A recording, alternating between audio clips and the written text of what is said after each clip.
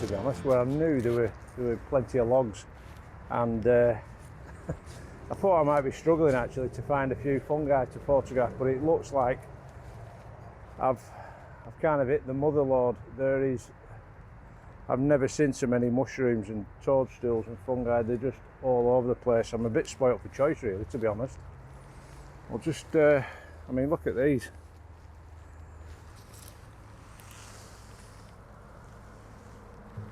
And then we'll wander over here.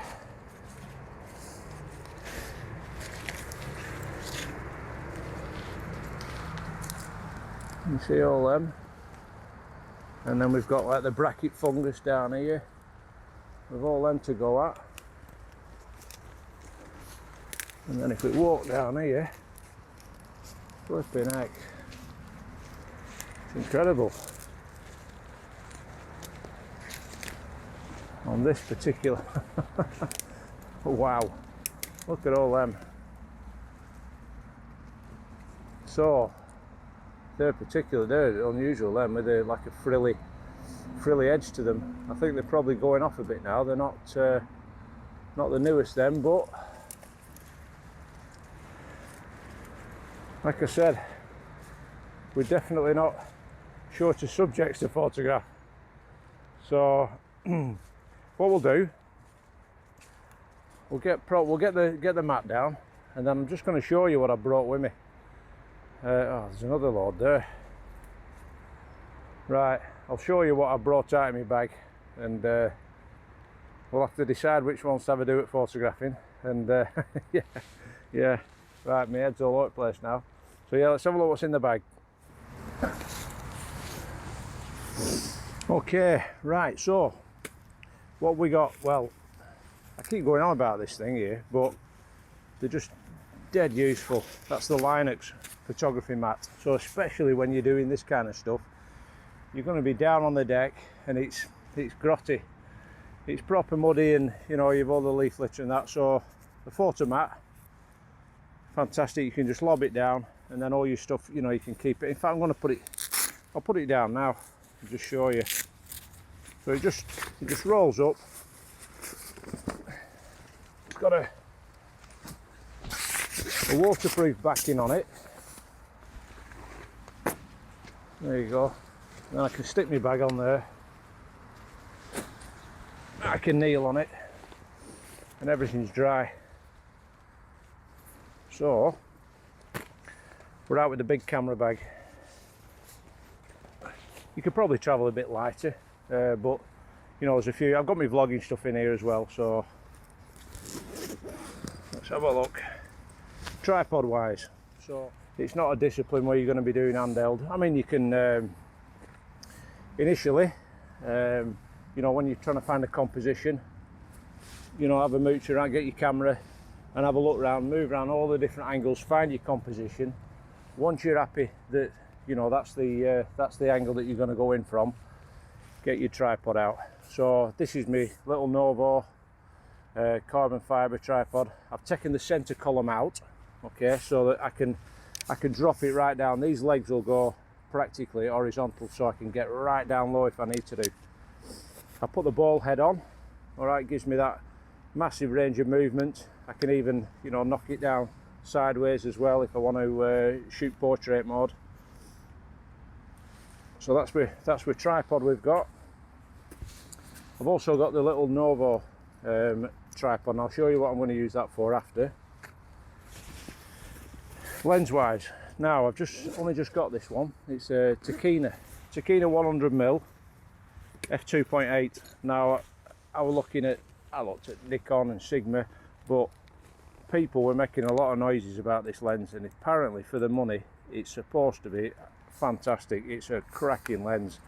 I picked it up on eBay, absolute bargain, 150 quid, and it's like brand new. So we're going to put that through its paces, see if it's as good as they reckon. I'm sure it is, because there's a lot more well-informed people than me who've been you know, shouting about this lens. So that's the lens we've got. It's a prime, so supposed to be absolutely pin sharp. I'm looking forward to getting to grips with that one. Vlogging stuff, again, the usual stuff, you know, spare batteries, cleaning stuff. I've got a couple of little tripods that I brought with me. That's the Joby, and also because we're shooting in kind of subdued light and we want to slow everything down, we want to maybe, you know, shut that aperture right down so that we're getting everything sharp. We're probably going to use, well, we are going to use an artificial light source. I didn't want to use flash because flash is a difficult discipline, and it can be a bit fickle. So if you've got a constant light source, it's not going to change from what you see in the viewfinder. So what we've done, I've just made these, just a bit of card with a bit of foil on, and they're light reflectors.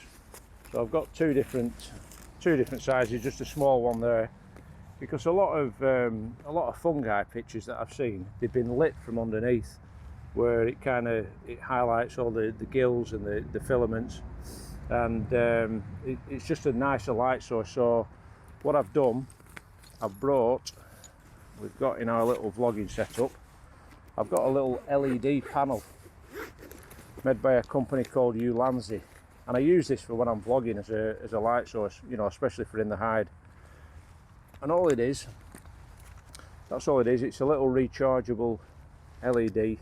There you go. And then there's about 5 or 6 different settings on it, and it's a fantastic light. It lasts for ages as well. It's just charges by USB, and then what I can do, it's got a little tripod mount on the bottom. I can just stick it onto my little Joby, and then I have all them different angles that I can put it at. I can mount it down low, I can shine it onto my reflectors and bounce the light up underneath. So I've got that one. That's one light source. And another one, this is just a rechargeable LED torch, effectively. Again, you know, with a focus beam on it, so I can shine it onto the fungi. Again, I've just put it on a GoPro mount, you can see there. So it's on a little GoPro mount. Again, I can attach it to a little tripod. I've got another one there, a little tiny one with the flexible legs. So again, I've got that option for another. I can, you know, stick it on there and focus it, pointing to wherever I want. So that's something to think about. They're only cheap, these, they're not a lot of money. That one, that light, I think something like 15 quid. I'll put a link in at the end to all the stuff, and that's what we've got. Oh, we've got a flask and all, we're gonna have a brew. So that's about it. You don't need masses and masses of stuff. So we're gonna have a look now.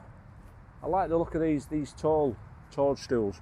So I'm gonna have a look through the camera, through the viewfinder. We're going to find a couple of compositions that we like, and we're going to take some pictures.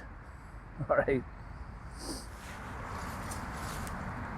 So you can see there, that's the little cluster that I've seen. I quite like that, but we're just going to move a few leaves. We're not altering the image that much. You've got to be really, really careful. They're so fragile, are these. I mean, I'm moving these leaves here, and there's even more.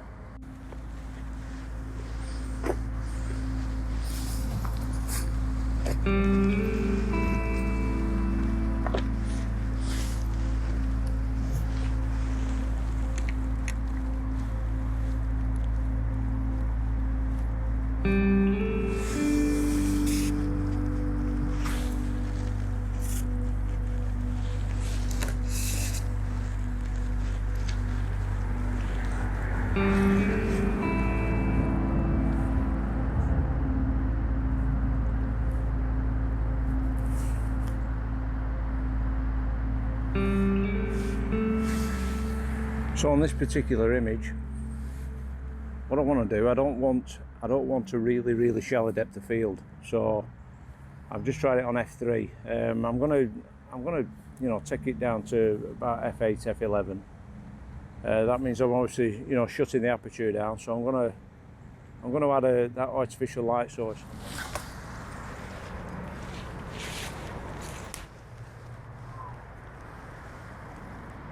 So you can see what I've done there. All I've done, I've just got that's our little LED panel, and I've just let it down really. There's no need to use the deflector on this one. You know, every situation is different, so all we're doing, we're just casting the light up here, and then what it's done, it's actually illuminated the stalks, and it's ended up with quite a nice effect really. So I think we might try a couple of these up here, these ones.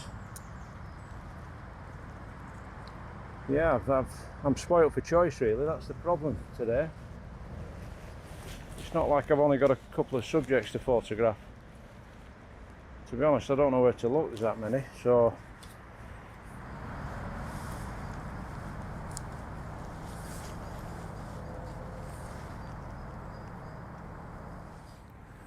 another consideration as well is utilising the self timer on the camera, so we're not pressing the shutter, because obviously, you know, we're on such fine margins, we're so finely focused on these tiny mushrooms. Any camera shake is going to affect us as well, you know, but depending on what shutter speed we're using. So it's nice just to flick it onto the self timer, you know, activate the shutter release, and then just let go, and it's going to be absolutely pin sharp. You know, we've not got any movement there. Well, we've not done so bad there actually. We've found a few clusters. Well, the clusters everywhere, but it's quite difficult sometimes finding, you know, as many fungi as there are around here, and there's thousands of them. It can be difficult finding that, you know, that composition, that perfect. Well, you're never going to find the perfect one, but you know, a nice one that's not too busy, because sometimes it's nice to isolate them, you know, just to have you know, either a single one or, you know, a pair or three of them. Sometimes there can be too many, so it can be a bit overfacing really, but no, I've enjoyed it actually. It's quite a nice discipline. It's obviously not as dynamic as you know, when you're doing wildlife stuff, but it's just something a little bit different. Like I say, on an overcast day like this, it's another thing to have in your arsenal. So we're going to have a brew. I'll tell you what I brought out with me and all. I found it in a charity shop. I just found it's a little book about, well, it's all about fungi and mushrooms somewhere. To find it. There we go.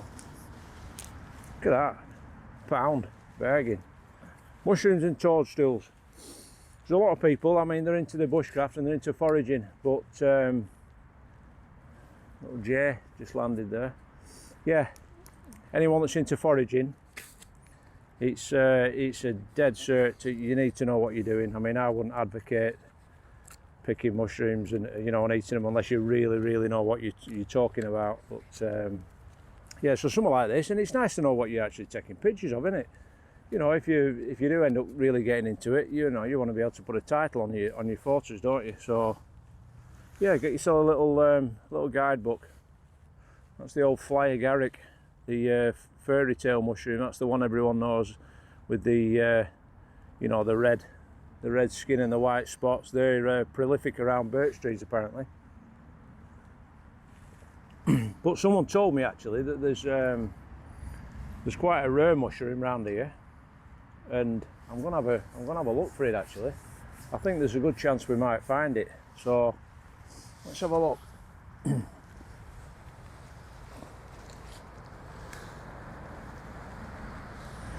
Apparently they grow on these mossy logs. Let's have a look.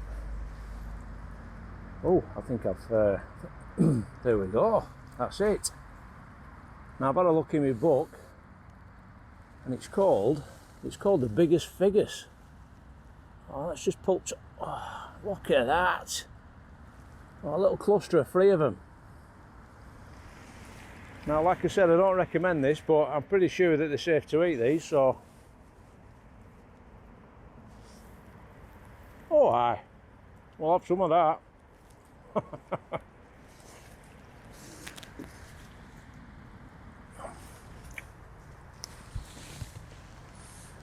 Just what the doctor ordered.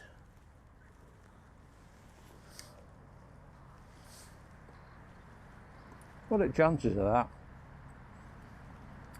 Amazing. What a discovery.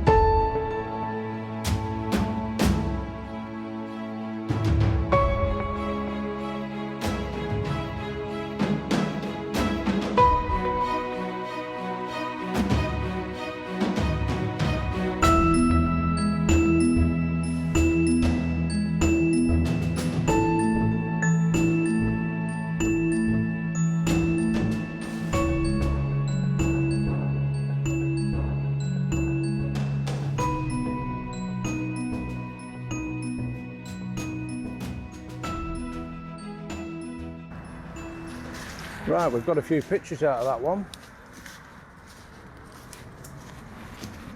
That were a good spot. Surprising, you don't have to go far. I mean, you know, 20 or 30 foot, and there's other massive piles of logs, and there's nothing on them. It's weird. You've obviously just got to have exactly the right little ecosystem, if you will, for them to flourish. So we're going to go to another little part of the woods, see if we can find some different ones. But yeah, so it's only been a little short film, and hey, don't expect to glean loads of fungi knowledge out of me, because I don't know what I'm talking about really. It's all new to me, is this, but it's quite fascinating really. And oh, look at them, wow, they're everywhere. Let me just spin you around. Look at all them. Don't know where to look for fungi and toadstools. Anyway, like I said, yeah, I'm on a steep learning curve with this, but I've got the right lens, and yeah, we'll work it out, won't we? But it's quite therapeutic really. Like I said, you can just slow everything down, and it's quite good looking for them, like a little treasure hunt really. And also, I mean, while you're looking for fungi, you can find all these, especially somewhere like this, all these amazing branches that you can use for your, you know, if you've got a little setup, if you've got a hive setup or a feeding station. I mean, flipping out, There's just mossy perches for fun. Look at that, piles and piles of them. So, hey, if you've enjoyed it, give us a thumbs up and get subscribing if you haven't subscribed. Hey, someone asked me the other day, said, does it cost anything to subscribe? I went, no, all you need is a YouTube account. Don't cost you a penny. So anyone that's watching and they think it's going to cost them to hit the subscribe button, I know it sounds obvious, but you know, not everyone knows, do they? So no, it don't cost anything to subscribe. And all it means is you just get a notification every time. Well, if you hit that bell icon, you get a notification when a new film comes out, so you don't miss it. We don't want you missing stuff, do we? So yeah, get subscribing, hit the like button. Any questions or comments you've got, I'll always get back to you. It might take a few days, but yeah, I appreciate all the support. It's fantastic. Subs are going up all the time, so it's brilliant. I must be doing something right. But yeah, hey, thanks for joining us, and we'll see you out there.